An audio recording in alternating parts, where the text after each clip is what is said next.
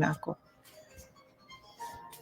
Good morning, good afternoon, good evening, wherever you are right now nga pala sa aking mga kaibigan or sa mga viewers na kahit hindi nag-show, okay lang po.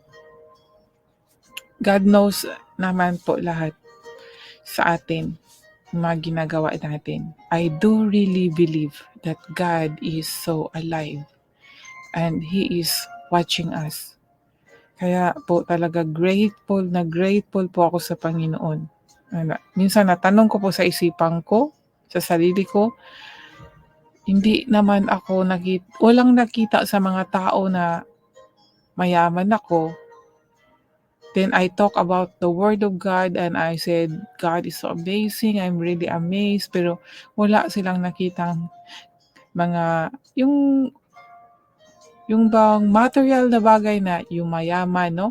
Kasi mostly talaga sa iba, ang isipan nila pag may nakita silang ang isang tao ay na-bless in material things, yun na ang blessing na ibinigay ng Panginoon. Pero yan po ay dito lang sa mundong ito.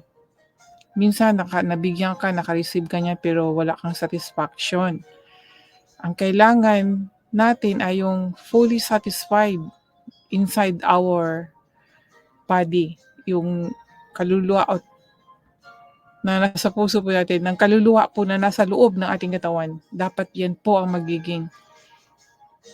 magkaroon ng satisfaction para mag-manifest din po sa atin. Kahit hindi po tayo mayaman sa material na bagay, but naniniwala ako na hindi naman po ang Panginoon nagpapabaya sa atin dahil always He provide in different ways.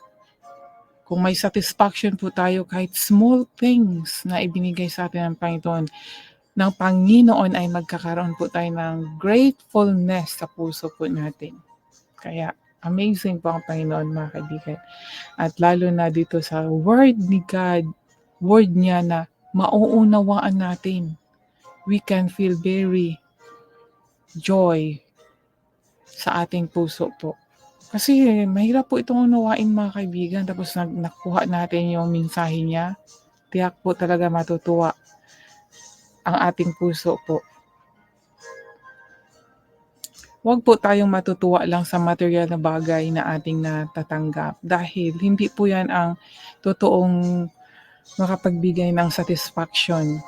Ang mga bagay po ay naluluma, bibili ka na naman ng bago, pero maluluma pa rin. Pero ang salita ng Diyos na nananahan sa ating isipan at puso, nagbibigay sa atin ng kagalakan habang buhay po. Dala-dala po natin yan. Totoo po yan, mga kaibigan. Kung na-encounter yun din po ninyo ang ibang mga tao na nag-testimony about the amazing works of God sa buhay